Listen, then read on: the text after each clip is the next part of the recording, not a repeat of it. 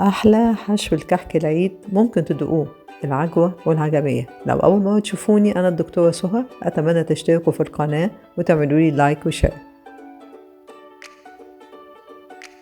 في طاسة على النار هننزل بالعجوة بتاعتنا مفرومة أو متفصصة، وننزل عليها بمية من الحنفية،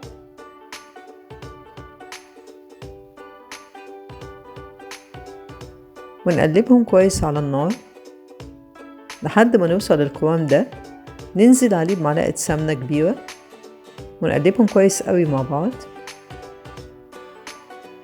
لحد ما يختلطوا. ننزل ب4-5 معالق سمسم ونقلب كويس جدا،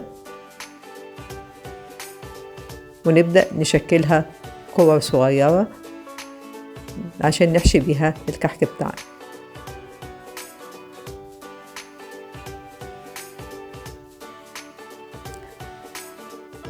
للعجمية هناخد حوالي 25 جرام سمنة عبارة عن معلقتين كبار، ننزل عليهم ب3 معالق كبيرة دقيق حوالي 35 جرام دقيق، ونقلبهم كويس على النار لحد ما يتحمص الدقيق بتاعنا.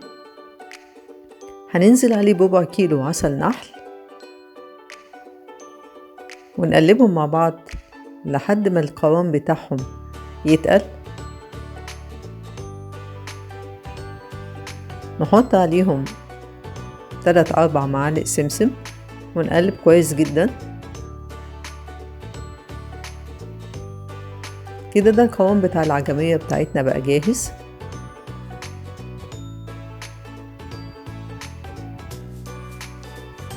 هنرفعه من على النار ونسيبه يبرد تماما، ونبدأ نشكلها كور صغيرة لحشو الكحك، وده بيبقى قوامها. ولما بنيجي نشكلها كور، الكورة ما بتلزقش في الايد.